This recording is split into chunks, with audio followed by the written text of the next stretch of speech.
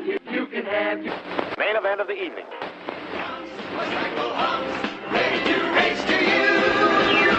These days are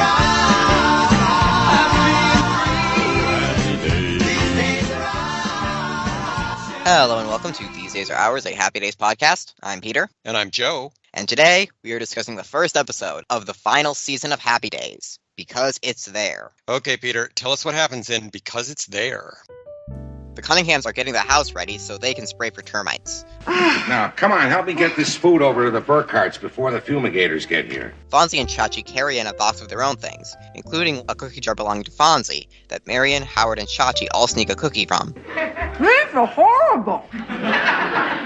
You got any more? Before discovering that those were the last 3 cookies his mother made before she left, and he always felt like as long as he had them, maybe she would come back. Howard offers to glue the jar shut so no one will open it, distracting Fonzie from doing just that and seeing that the jar is empty. That's very nice of you. Thank you. Be careful. Yeah. Fonz, is this yours? I don't know. Where'd you find that? Chachi discovers a piece of paper on the bottom of the jar. Upon reading it, Fonzie suddenly becomes very evasive and makes a production of throwing it away and taking out the garbage. I'm throwing it in the garbage can right there. There you go. All right? When Chachi arrives at Arnold later that day, accordion music is coming from Fonzie's office, and the teens there reveal that's Fonzie, learning to play. When he came in that morning, he turned on the lights with a switch, and when he comes out, he's wearing the old windbreaker and starts the jukebox by putting a dime in. He's in bad shape. Chachi talks to Fonzie, who claims his jacket was stolen. Fonzie also reacts overly calmly to Arnold, revealing that he accidentally ran over his motorcycle. Worst comes to worst, I will take a bus. After Fonzie leaves, Arnold and Chachi find Fonzie's jacket in a pile of donated clothes. I can't believe some of this stuff people give away. Look at this. A leather jacket just like Fonzie's. This is Fonzie's. The next night, Howard calls Fonzie down to talk about the mysterious note that caused this change. He gives the note to Howard, Marion, and Chachi. It's a list of things Fonzie must do in the next 20 years to be a man that he wrote when he was a child. He's done most of it, like build a dragster from scratch and meet Lone Ranger, but not the last one, riding his motorcycle to the top of Suicide Hill. Howard and Marion fail to reassure him. Arthur, everybody makes lists and then doesn't do what's on them. It's just a way of keeping track of all the things you don't get done. Other people can make promises they don't keep, but not Fonzie. Up in Fonzie's apartment, Chachi has a present for Fonzie, the little engine that could. This happens to be perfect for your situation. Here. The little engine that could. It's the book that got Chachi through Little League, because Fonzie got Chachi to read it. Despite Chachi's condescension, Fonzie agrees to do it, and after a rough start, is inspired to re-don his jacket and go. Chachi, give it to me. The accordion? No, my jacket. Once they reach Suicide Hill, it turns out to be steeper than Fonzie remembered. Howard and Marion try and talk Fonzie out of it. Now look, Barry and I know you can do it, but it is so high. But he's confident. He crashes on his first attempt, and Marion reassures him that failure is a part of trying, and his family loves him regardless. Fonzie is touched, though he turns down Howard's offer of dinner and tells Chachi to go with them, so he can be alone for a bit. Mrs. C loves me. Mr. C loves me. Chachi loves me. If Joni were here, she'd love me. So how come I hate my guts? Fonzie gets back on his bike and tries again. This time, he makes it to the top.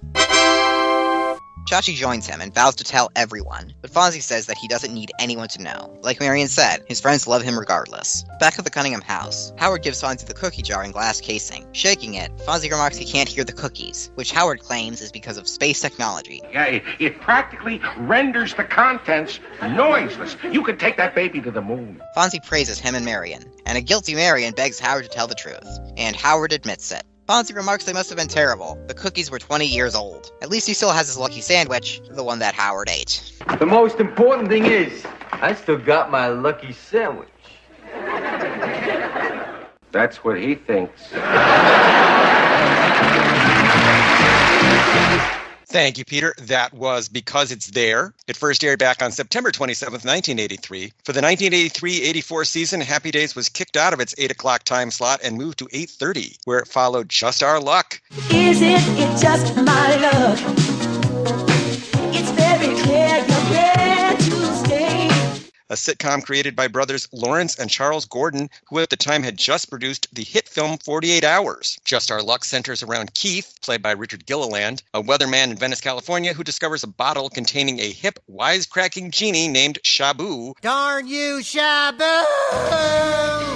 played by comedian T.K. Carter. The sitcom was a ratings flop and drew immediate criticism from the NAACP for featuring a servile black character with a white master. In this particular episode of Just Our Luck, Shabu clones himself into a vocal quartet called the Shabelles so he can enter a talent contest and win money to send Keith on vacation. Happy Days actually got higher ratings this night than Just Our Luck, which was supposed to be its lead-in. CBS went with the second season premiere of its legal drama, The Mississippi. Tonight, I was born on this land. He's fighting to save his farm, and he'll even cover up a murder to do it. Did they tell you not to talk?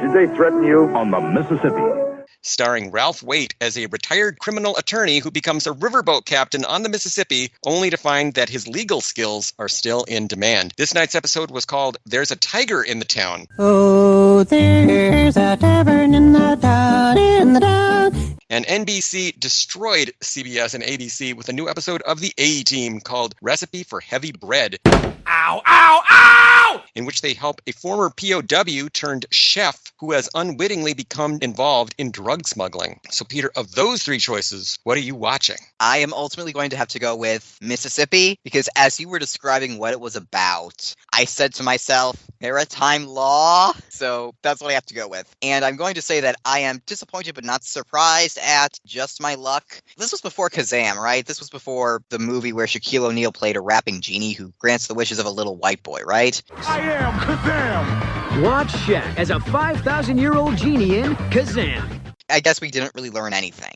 On YouTube, there is a great series called 13 Week Theater, and they have a whole episode about Just Our Luck and how that show came into being and why it failed and the controversy it generated. Definitely check that out. I personally am watching the Mississippi because I cannot resist the idea of a riverboat captain / lawyer. And the fact that that show somehow ran 2 seasons with that premise is amazing to me. Because It's There was directed by Jerry Paris, and it was written by William Bickley and Michael Warren, 2 of the mainstays of Happy Days. The most recent of their episodes we covered was Hello, Fisters. As for guest stars, there's nobody new. Pat Morita is back as Arnold, as are Harris Cal as Bobby, and Kevin Rodney Sullivan as Tommy. This episode, though, marks Pat Morita's final appearance as Arnold Takahashi. Aww. A year later, Pat gave the most famous performance of his career as Mr. Miyagi in The Karate Kid. I promise teach karate. That's my part.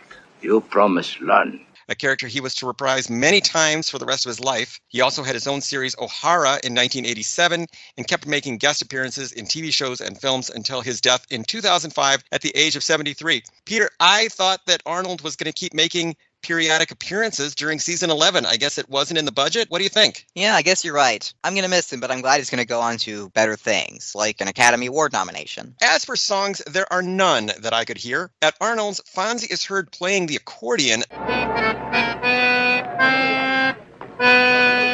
The melody is somewhat similar to I'm in the Mood for Love or maybe White Christmas, but I think it's just random notes. Peter, you saw the scene. Is he playing a song or is he just playing random notes? I honestly could not tell, and I think that's kind of the point, because he's supposed to be really bad at it. As for cultural and historical references, this episode takes its title from a famous historical quote. In 1924, when asked by a reporter why he wanted to climb Mount Everest, George Mallory replied, "Because it is there." Fun fact, Mallory perished on the way. Alongside his partner, Andrew Irvine, it was Mallory's 3rd unsuccessful attempt at climbing Everest. And yes, Happy Days has referenced this quote before with the episode Because She's There back in season 1. You know, you'd think that after your 2nd unsuccessful Mount Everest trip, you wouldn't try again. This is like that one French king who kept trying to conquer the Middle East on the Crusades and ended up dying. Sometimes just don't go chasing waterfalls, Peter. You just stick to the rivers and the lakes that you're used to. Marion brings down a box marked Goodwill. No, it's all right, Howard. I don't need any help. No more. This is a nonprofit organization founded in Boston in 1902 to provide vocational training and job placement to the disabled. The organization is famously funded by a chain of thrift stores. Now, Peter, I was familiar with the thrift stores, but I had no idea where that money went. Did you know? No, I didn't. That's pretty neat. Want more? Give more. Goodwill. Fonzie talks about the singing and dancing termites he has seen in TV commercials. When I see them on those little commercials, you know, and they're singing and they're dancing, they're falling in love, and then whammo. He may be confusing 2 different ad campaigns here. Starting in the 1960s, Raid insect spray advertised its product with animated TV commercials. That's fun, Unc, but he said a bad word. What's that? Raid. Raid! Raid? Some of which were even directed by Tex Avery himself, but Raid is for roaches and ants, not termites. Meanwhile, though, Stan Freberg did a series of radio commercials for Terminix in the 1960s that featured talking termites. There's even one where the termites are staging a Broadway-style review in someone's living room. 5 minutes, everybody. All termites, 5 minutes. Welcome to the behind-the-scenes excitement of an opening night floor show. Peter, this might be a generational thing. Are you familiar with the animated ads for Raid insect spray? Not firsthand, no. Do you think that they eventually scrapped those? Because if you anthropomorphize insects, it gets harder to kill them. I think that was exactly the problem. There are a couple of parodies of the Raid insect spray ad campaign that play on that exact premise, where the insects have lives and personalities, and suddenly somebody comes along with a giant can of insect spray and kills them. I'm really gonna make something of my life. Not if attack has anything to do with it. Howard says that termites eat their young. They're bugs, Marion. They eat their young. Scientists have found that if food supplies are especially low, termites and other insects will resort to cannibalism. That's something I learned this week. A major prop in this episode is Fonzie's cookie jar. This is the cookie jar I had when I was a little boy. It's a monkey wearing a yellow hat and licking a lollipop. Cookie jars like these were commonly made in Japan in the 1950s and are still seen on auction sites today. So if you're collecting Happy Days memorabilia, your collection is not complete until you have one of those 1950s Japanese cookie jars. Yeah, it's a cute jar. Bobby theorizes that Fonzie has been cloned by Martians who failed to replicate Fonzie's cool when they were copying his body. See, they didn't realize that he was the Fonz. They thought he was just like one of us. See, they always make these little mistakes. That's how we beat them. A couple of classic 1950s sci-fi films, Invasion of the Body Snatchers and I Married a Monster from Outer Space, have vaguely similar plots. Fonzie says he watched a movie about the rites of passage that a Native American child has to go through to be considered an adult. When I was a little boy, I went to see this movie about this Indian kid, see, and he had a list of things he had to do. Climb a tree, swim a river, ride a horse bareback without getting hurt.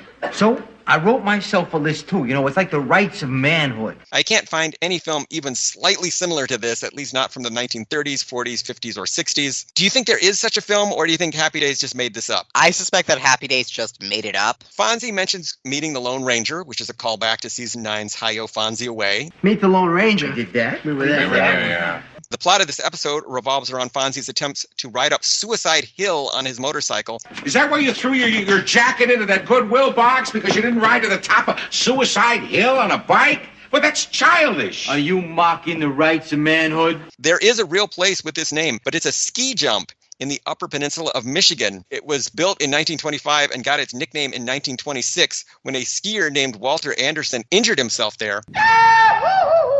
Peter, had you heard of Suicide Hill? I had not. I will say that it's pretty funny that it's there at all, considering that Wisconsin is not well known for its hills. Even the one in the Upper Peninsula of Michigan, it's not on a hill. You ski into a valley. Maybe that's what Fonzie should have motorcycled into, a valley. Yes, that would be more realistic for Wisconsin. This episode has some problems with its geography. Fonzie says he's going to learn about his id, his ego, and his lumbago. I'm going to learn about my id, my ego, right? My lumbago. Austrian neurologist Sigmund Freud divided the human psyche into 3 components, the id, the ego, and the superego. He first proposed this theory in a 1920 essay called Beyond the Pleasure Principle, but Fonzie has made one of his classic malapropisms here. Lumbago is a type of lower back pain. That term is now considered out of date and has been replaced by sciatica or spinal stenosis. If you look up old stuff, you hear lumbago here and there a lot, but there did eventually come a point where it just sort of faded out of existence, and I never really knew what it was.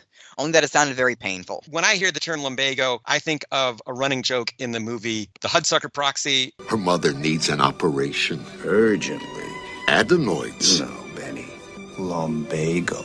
Oh, that gag's got whiskers on it. We just talked about The Little Engine That Could when we reviewed Wild Blue Yonder a few weeks ago. Again, this story was a folk tale before it was actually written down and published in 1930. As this episode points out, the story is credited to Waddy Piper, a pen name for Arnold Monk of the publishing company Platt and Monk. The Little Engine That Could by Waddy Piper, published by Platt and Monk, 1930. It gets better. The text that we hear comes directly from the real book, though certain passages have been condensed just a bit. Ding dong, the little train rumbled over the tracks. One thing I found out in researching this for this episode is that there are abridged editions of The Little Engine That Could. You don't have time to read the entire The Little Engine That Could. It's like a 30-page book. Maybe if you're like 2?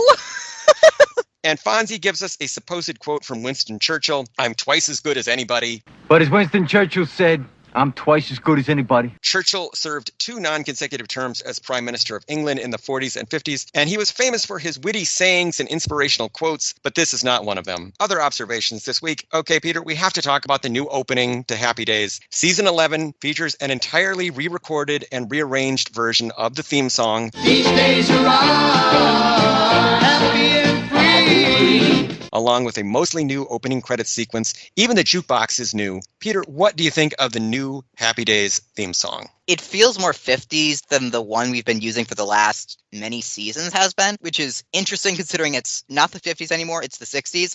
But I think that's kind of intentional as a means of harkening back to the nostalgia theme, which was the point of Happy Days early on. I think the new theme song is trying maybe a little too hard. The background singers, they're going wow, wow, really loud into the microphones. Sunday, Monday, happy days.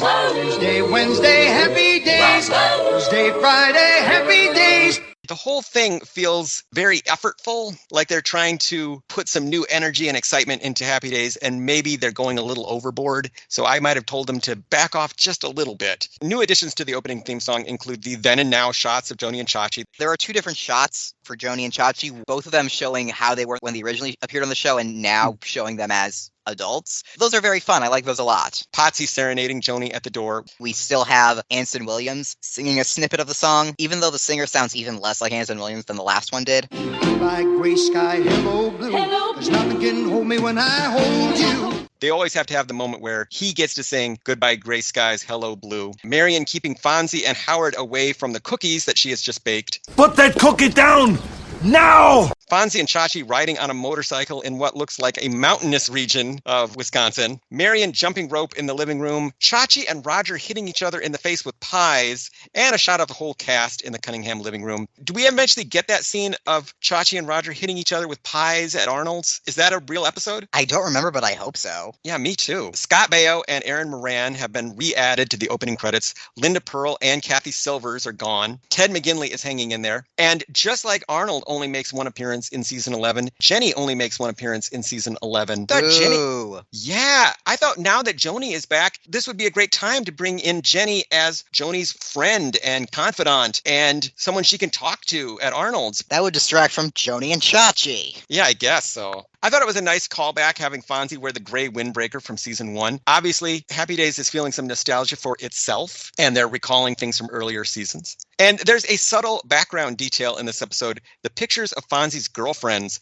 are back on the wall of his apartment. I guess things really didn't work out with Ashley. I wonder what happened and if we'll find out about it. I guess I wonder. So, Peter, were there any outstanding Happy Days fashions in this episode? Aside from the returning windbreaker, sadly, no, not really. Did you have any other observations you wanted to make about Because It's There? This episode feels a lot like the Jumping the Shark episode and the one where Fonzie rides a bull. And both of those, of course, harken back to the time that Fonzie jumped many garbage cans in a row on his motorcycle. That one was a bad idea, and he ended up hurting himself. And there was a lesson about how you shouldn't do stupid stunts just to impress people. Don't act like a jerk just to be cool because it might have adverse effects on your gene pool. Which was undone when Fonzie did many more stupid stunts to impress people. And in this one, he once again does a stupid stunt, but it's not to impress people because he's accepted on some level for himself that he doesn't have to do that. At least not for other people. I guess it's okay to do a stupid stunt if it is for your own personal satisfaction, which, honestly, I can't really argue with that. I mean, I could, but I won't. I guess that counts as character development on Fonzie's part.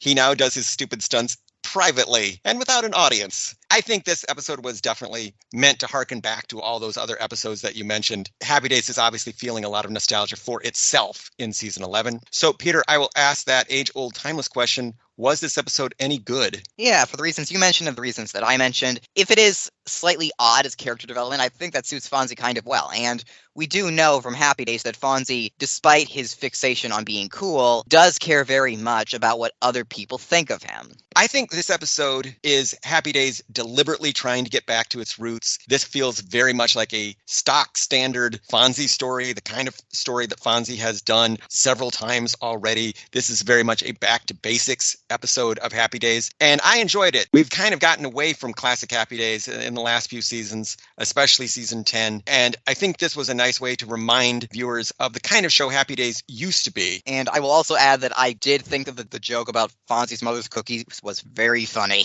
My favorite stuff in this whole episode revolves around that cookie jar and the cookies contained within it. And I loved Fonzie's revelation at the end of the episode that the cookies were bad to begin with, that they were never good cookies, and now they are 20 years old bad cookies. I thought that was very funny. Suicide Hill itself was not all that impressive to me. It didn't look that bad. What did you think of Suicide Hill? It is a hill in Wisconsin. I guess it's Suicide Hill by default. That is the most dangerous hill in Wisconsin because there are no others. Maybe that is the best they can do in Wisconsin. But still, obviously, that is very California-looking terrain that they're on. They're not anywhere near Milwaukee when they film this, obviously. All in all, I would recommend because it's there. This is Happy Days getting back to its roots, back to basics, and trying desperately to steer people away from the A-Team. By the way, Peter, have you seen the promo where T.K. Carter and Henry Winkler shrink a fake Mr. T? No, I haven't, but that sounds amazing and petty. I am Shabu. I am a genie. Yes, you are. And Fonzie and I are here to demonstrate his favorite rule of the genie code. Are we talking rule 1? That's right. When things get way out of proportion, you have got to take the time to shrink them down to size.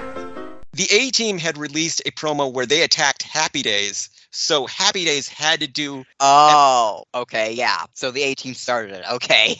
So, Peter, how can people keep up with us and find out about all the wonderful things we are doing? Listeners can follow us on Twitter at Fonzie Podcast for the time being, Twitter or X or whatever you want to call it. They can follow me on Blue Sky at petervolfronk.social.bsky. They can still follow me on Twitter as Joe_A_Blevins. They can find this podcast online at thesedaysare.ours.libsyn.com, and they can email us with questions, comments, and concerns at thesedaysarepodcast@gmail.com. So, Peter, what do we have on the docket for next week? Well, it's another Joni and Chachi episode. It's even called The Ballad of Joni and Chachi. Fun. Yeah, we're going to do that one. Okay, so see you later, alligator. In a while, crocodile.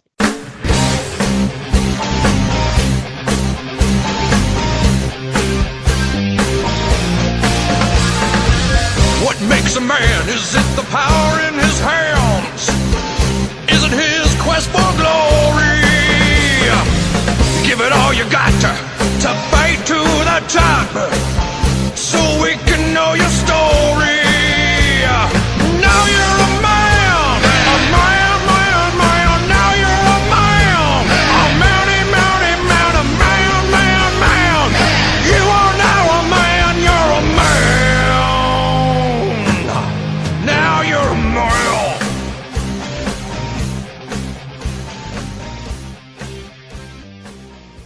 Darn you, Shabu!